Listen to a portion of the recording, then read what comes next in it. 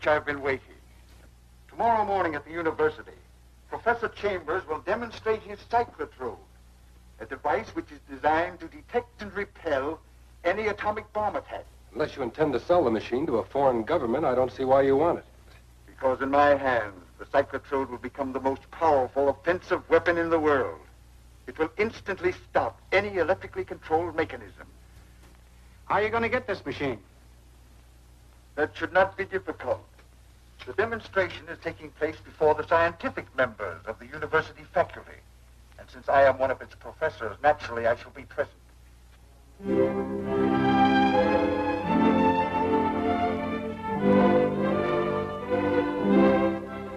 You understand, gentlemen, that this model of my cyclotrode has a comparatively short range. But a full-size machine will have a range of hundreds of miles and will be able to locate and destroy any atomic bomb or similar device long before it reaches an effective striking position. I need hardly tell you that this is a confidential demonstration and that no word of what you see or hear must go beyond this room.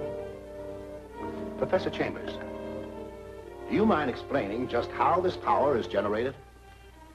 I'm afraid I haven't the right to do that, Anderson, even among my trusted colleagues. It's 3 o'clock, Dr. Chambers. Thank you. I will contact Professor Richards, my assistant and collaborator in this invention. Duncan Richards? I thought he went in for scientific crime detection. Well, that's true. He is the criminologist responsible for protecting the secrets of government atomic research. But he is also one of the outstanding physicists in the country. You understand, I have no idea from what location he will launch the model airplane. Calling Duncan Richards. Yes, Professor Chambers. We are ready. You may launch the plane. At what, sir?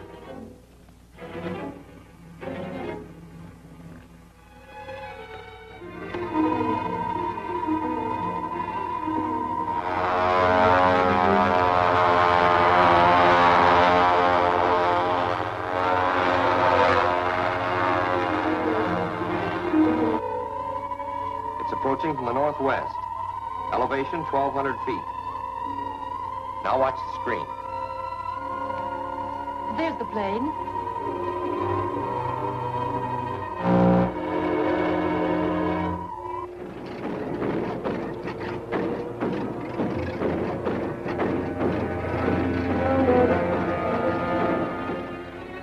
Amazing, Chambers. Comforting indeed.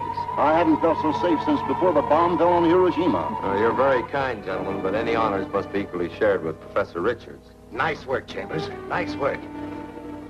When do you plan starting work on the larger model? Well, after tomorrow, the whole thing will be in the hands of the government. And now, if you'll excuse me, gentlemen, Miss Farnsworth will summon you here again when Duncan returns. Oh, thanks. Surely, Professor. Did an excellent job.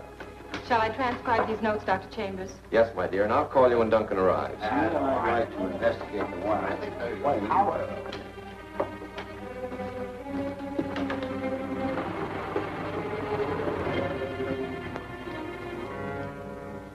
Oh, could you clean up later? I'm rather busy right now. This won't take much of your time. What's the meaning of this? It's all right, Professor. Hand me that box. We're taking it with us.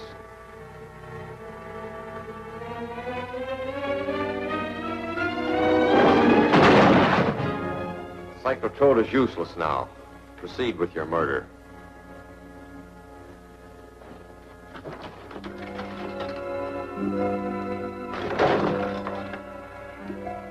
It's not that easy, Professor. You built that machine, and you can build another one for us. Come on.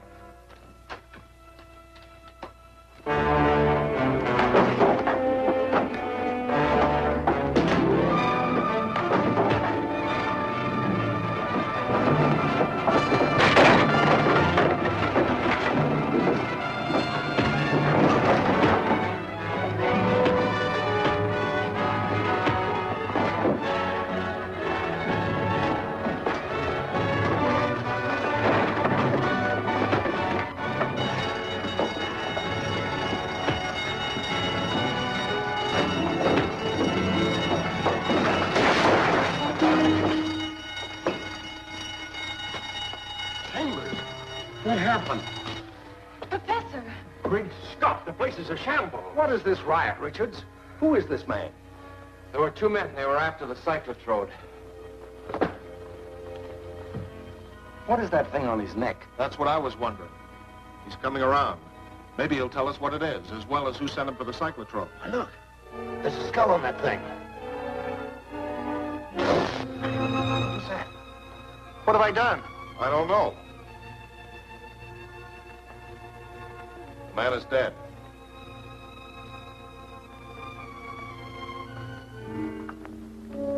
The cyclotrode. It's smashed. This is a major catastrophe. I smashed it myself to prevent their getting it. And it's not a catastrophe. There's a duplicate machine in the strong room at the bonded warehouse, and it'll be safe there until the government calls for it. Oh, that's marvelous, James.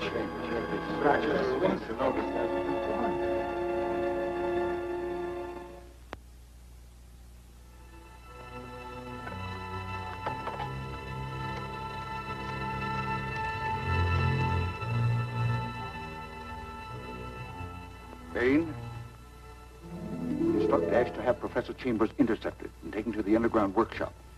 Keep him there until I arrive.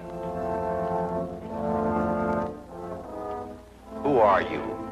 I'm known to my associates as the Crimson Ghost. But in my other personality, however, I am one of your select little group of scientists at the university. Listen, I must have possession of your duplicate cyclotrode at once. If you want to save your life.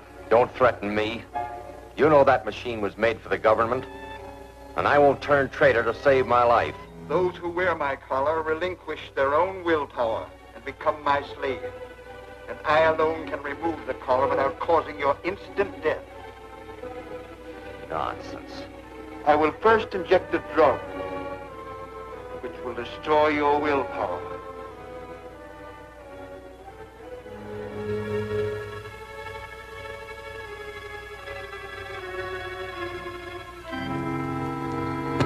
He'll regain consciousness in about 10 minutes. Then we'll send him to the bonded warehouse for the cyclotrode.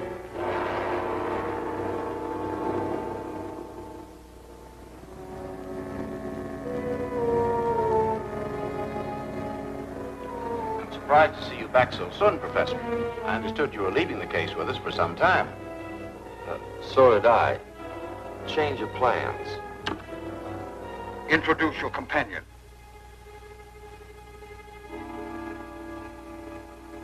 This is Mr. Sherman of the War Department. He'll take charge of the consignment. I see. Just sign here, Professor. Get Professor Chambers' case from the vault. He'll identify it for you. Duncan, Professor Chambers has disappeared. Disappeared? When? The police just phoned. They found his car abandoned on Dyke Road. It showed signs of a struggle. I can't understand it. They smashed the cyclotrode. The cyclotrode. They must have learned of the existence of the duplicate model. But that's safe in the bonded warehouse. It's not safe while they hold Chambers and can force him to get it for them. I'll have to warn the warehouse people not to release it to anyone.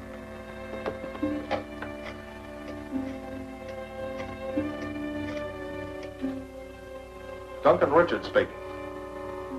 The professor's here now to claim the case, but I thought he acted a little strange. There's a government man with him. Delay them on any pretext till I arrive. I'll be there in about 5 minutes. Chambers is at the warehouse.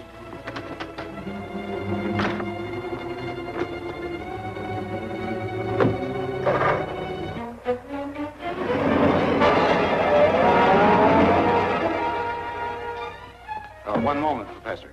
I just had word of a mix-up in our strong room consignments. I can't let anything go out until we've checked. We have nothing to do with your mix-up. I represent the government, and this is government business. I presume you have your credentials? Why, of course. Here they are. All 6 of them. Get them out. You two. Get inside. Unlock that door.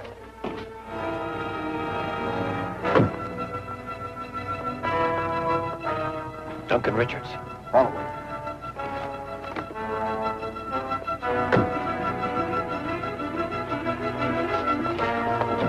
What's up, Chambers?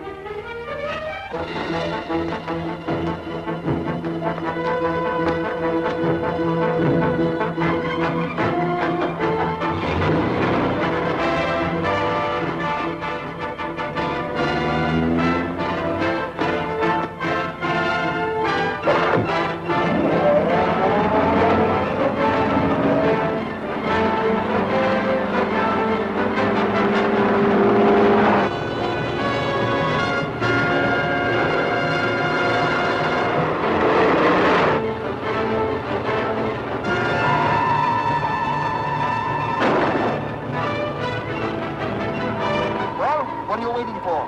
Stop it!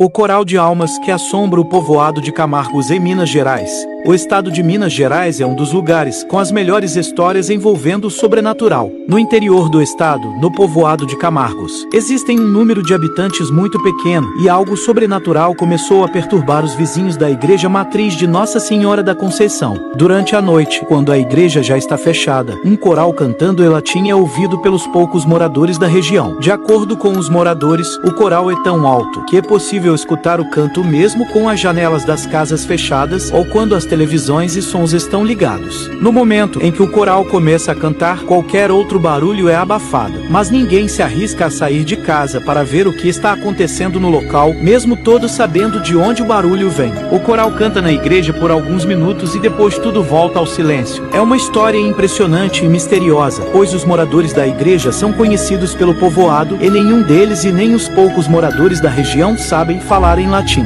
Esse mistério causa um burburinho e medo no pequeno povoado.